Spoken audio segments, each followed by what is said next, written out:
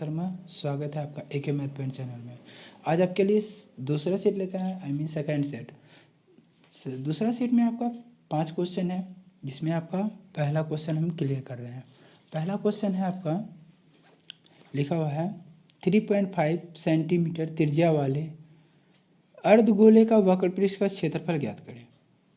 तो इसको बनाने का क्या है, पहले लिखेंगे सॉल्व। अर्धगोले का त्रिज्या कितना दिया 3.5, लिखेंगे अर्धगोले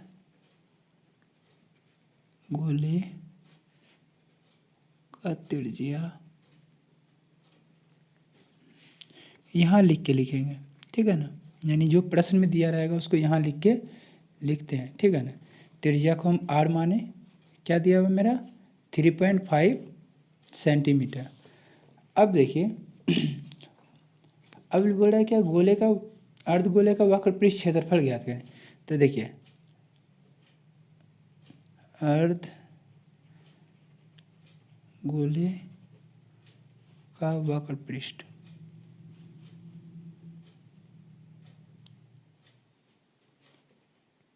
वक्रपृष्ठ क्षेत्रफल इक्वल टू होता है 2 पाई r²।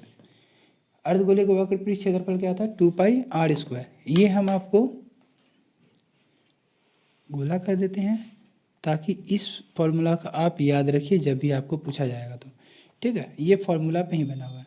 तो देखिए क्या आ गया 2 × 22/7 पाई का वैल्यू, और आर का क्या हो गया मेरा 3.5 गुना 3.5, पॉइंट रहा आ गया 10, पॉइंट रहा आ गया 10। इसको काटेंगे 7 बजे 35, 5 दूना 10, 7 बजे 35, 5 दूना 10, ठीक है। अब देखिए अब 7 7 कट गया, 2 2 कट गया, ये 2 2 कट गया, यानी 11 हो गया। यानी क्या बचा मेरे पास 11 और 7 बचा, यानी 11 गुना 7 इक्वल टू क्या होगा 11 7 77 सेंटीमीटर, ठीक है। यानी कहने का मतलब है अर्धगोले का वक्रपृष्ठ क्षेत्रफल क्या आ गया मेरा 77 सेंटीमीटर स्क्वायर आएगा, ठीक है ना। तो अब देखिए दूसरा क्वेश्चन है अभाज्य गुणनखंड विधि द्वारा 96 तथा 404 का मौसो तथा लौसो ज्ञात करें एवं उससे उनका लौसो भी ज्ञात करें। तो पहले इसको बनाएंगे कैसे, अभाज्य गुणनखंड द्वारा है, तो उसको पहले क्या करेंगे अभाज्य गुणनखंड के द्वारा निकालेंगे। पहले लिखेंगे 96, फिर क्या करेंगे 404, ठीक है। पहले हम इसका निकालते हैं, 2 से करेंगे तो हो जाएगा क्या 8 है, 8 का हो गया मेरा 4, और ये हो गया मेरा 8 2 जा 16, यहाँ 8 हो गया 48, यानी 2 से किए तो फिर हो गया मेरा 24, फिर 2 से डिवाइड किए तो फिर हो गया मेरा 12, फिर 2 से डिवाइड किए हो गया 6, फिर 2 से किए मेरा हो गया 3, फिर 3 से किए हो गया मेरा 1, ओके। इसी तरह यहाँ पे चलते हैं लेके इसको 2 से किए तो हो गया 202, फिर 2 से डिवाइड किए 101, ठीक है ना। अब तो मेरा 101 बच गया, यानी हमको यहाँ लिखना होगा 96 इक्वल टू क्या लिखेंगे 1 2 3 4 5, यानी 2 × 2 × 2 × 2 इंटू कितना 1 2 3 4, एक और होगा, ठीक है, इंटू 3। अब यहाँ देखना है क्या 404 का 404 का क्या हो जाएगा मेरा 2 × 2 × 101, जो मिल जाएगा वो मेरा क्या हो जाएगा SCF हो जाएगा। तो SCF मेरा क्या हो गया SCF इक्वल टू हो गया मेरा 2 × 2 इक्वल टू हो गया मेरा 4, ठीक है। अब देखिए यहाँ क्या बोला मौसो ज्ञात करें उससे लौसो भी ज्ञात करें। तो यानी हम यहाँ एक फॉर्मूला पुट कर देते हैं, यानी पहली संख्या ये वास्तविक संख्या में ये अभाज्य गुणनखंड के द्वारा निकालने का एक फॉर्मूला है, पहली संख्या गुना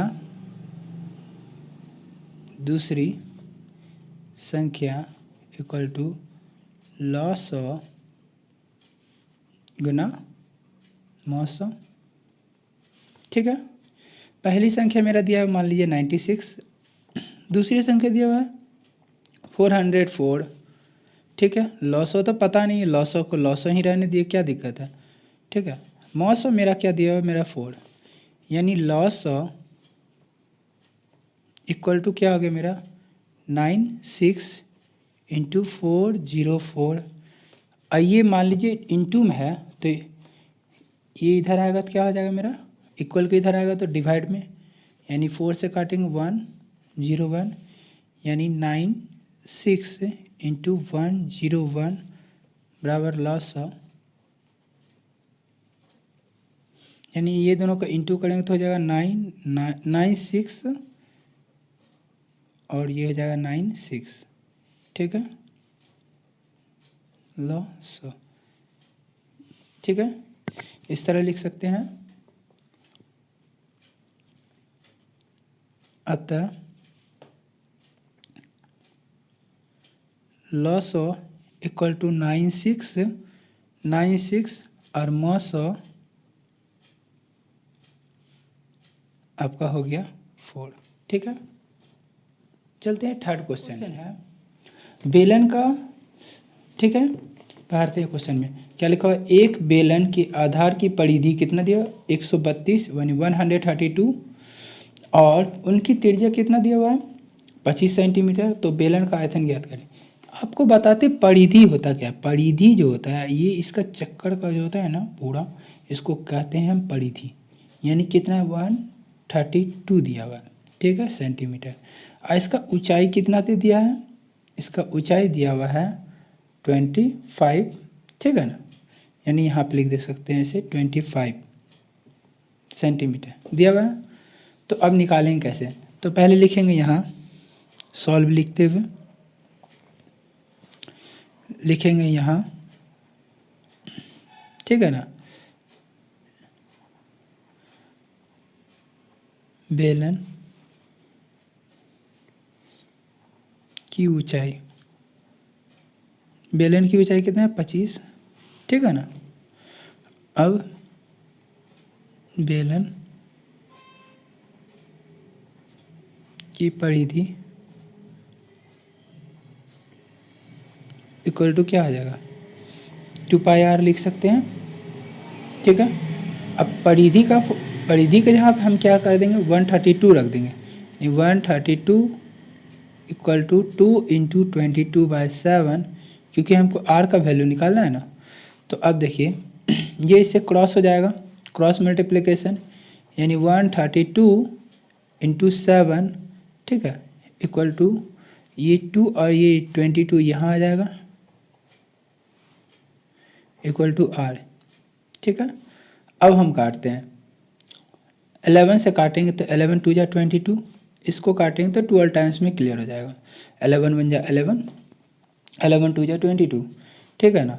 यानी अब देखिए 2 2 जा 4 हो गया, यानी ऐसे काटते 6 हो गया, ये क्या हो गया मेरा 3, यानी ये जो हो गया मेरा 21, यानी 3 इंटू 7 इक्वल टू r, यानी r इक्वल टू हो गया मेरा 21, ठीक है। यानी त्रिज्या तो मेरा निकल गया। अब क्या करेंगे, बेलन का आयतन लगाएंगे, बेलन का आयतन का फॉर्मूला होता है πr²h, ठीक है। इसको हम सर्कल कर देते हैं, आई मीन स्क्वायर डब्बा बनाते हैं, आप इसको याद रख लीजिएगा,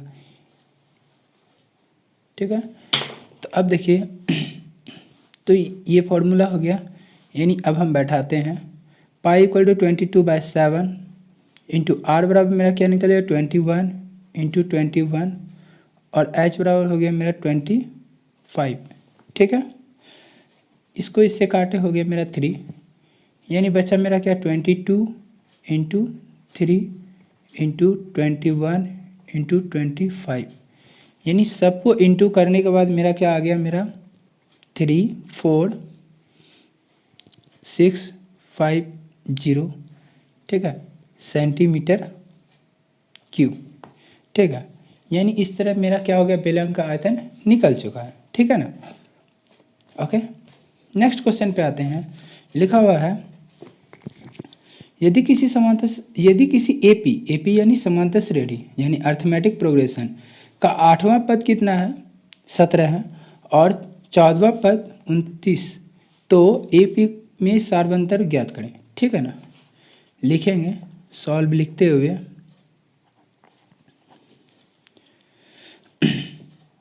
यहाँ दिया हुआ जो रहेगा वो लिख देंगे। लिखा हुआ 8वां पद क्या दिया हुआ है, 17, यानी n इक्वल टू मेरा क्या दिया हुआ है, एक तरह से 8, टी एन इक्वल टू क्या दिया हुआ है मेरा, एक तरह समझाने के लिए लिख दिए 17, यानी t n equal to a plus n minus 1 into d, यानी टी एन मेरा क्या हो गया 17 इक्वल टू ए, और एन इक्वल टू क्या है मेरा 8 माइनस 1 इंटू डी, ठीक है ना।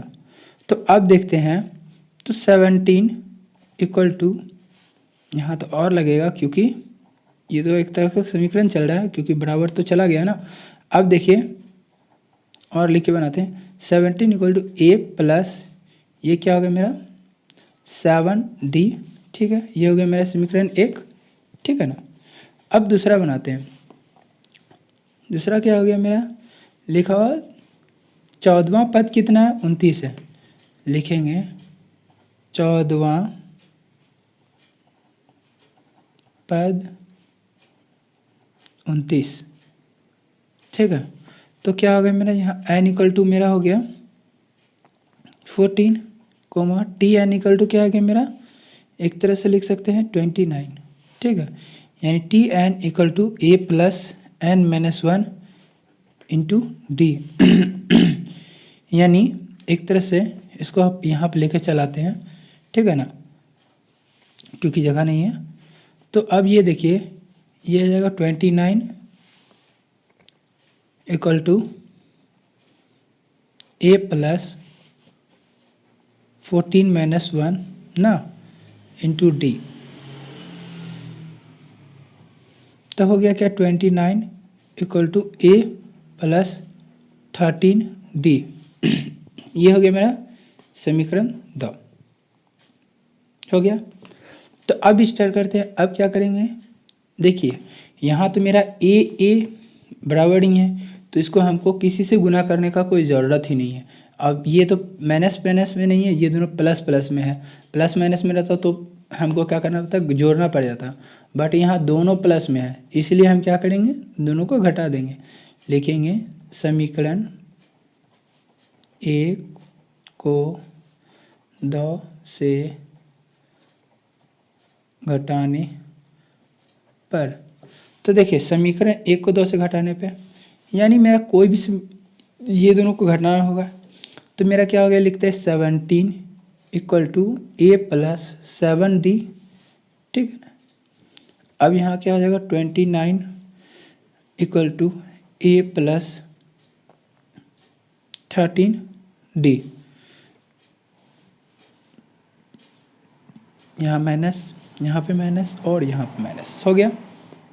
ए तो कट गया। अब देखिए 13 में से 6 चला गया, 7 चला गया, तो हो गया 6d माइनस में, और इसमें हम घटा कर देखते हैं, 9 में से 7 चला गया तो हो गया 2, ठीक है, 2 में से 1 चला गया तो हो गया 1, माइनस हो गया, माइनस माइनस कट गया, यानी d इक्वल टू हो गया मेरा, इसको काटने के बाद 2, यानी इस तरह से कर सकते हैं, सार्व अंतर ब्रैकेट में d लिखते हुए 2, आंसर हो गया। इस तरह d निकाल लिए, ठीक है ना। आगे बढ़ते हैं। 2 अंकों वाली कितनी संख्या 3 से विभाज्य होगा, ठीक है ना। तो इस क्वेश्चन को करने के लिए फिर से सॉल्व लिखें। क्या है 2 अंकों वाली संख्या ना, देखिए 2 अंकों की बात हो रहा है और 3 से विभाज्य हो, यानी 3 का टेबल से हो तो देखिए पहले लिखेंगे 2 अंकों वाली संख्या 3 से विभाजित, तो क्या हो गया मेरा 12 हो जाएगा, 15 हो जाएगा, 18 हो जाएगा, डॉट डॉट डॉट 99, क्योंकि 2 अंकों वाली संख्या यही हो गया। इसके नीचे अगर यदि लेते तो 9 तो वो मेरा 1 अंक की संख्या हो जाता। इससे अगर आगे लेते तो वो मेरा 3 अंक की संख्या हो जाता। तो देखिए ये मेरा क्या हो गया, मेरा A1 A2 ठीक है और A3 ठीक है ना, इसको ANB यानी TNB कह सकते हैं। तो देखिए यहाँ मेरा क्या हो गया, कह सकते हैं प्रथम पद मेरा क्या है प्रथम पद यानी ए बराबर मेरा 12 ठीक है, सार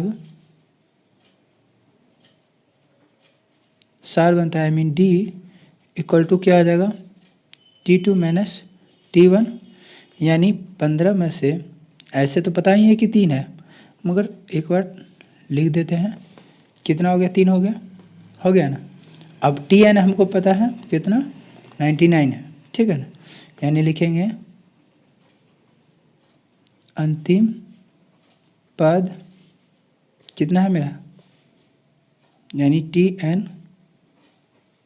इक्वल टू है 99 ठीक है। तो सूत्र से चलेंगे, सूत्र से ठीक है, लिखेंगे TN equal to A plus N minus 1 into d. तो TN इक्वल टू क्या है मेरा 99 इक्वल टू A बराबर मेरा क्या हो गया 12 plus N minus 1 into D बराबर मेरा हो गया क्या 3। अब ये क्या करेंगे 99 minus 12 equal to N minus 1 into 3। अब ये करते हैं, इसको सब्ट्रैक्ट करते हैं, मीन घटाते हैं। तो 9 में से 2 गया तो हो गया 7 और ये मेरा 8 में से 1 चला गया, 9 में से 1 चला गया तो हो गया मेरा 8 equal to N minus 1 into 3। अब ये तो कट सकता है, काट ही देते हैं इसको, तो कितना 1 में कटेगा 3 2 जा 6 2 ठीक है। अब ये बचा 2 और 7 3 9 जा 27 इक्वल टू N माइनस 1।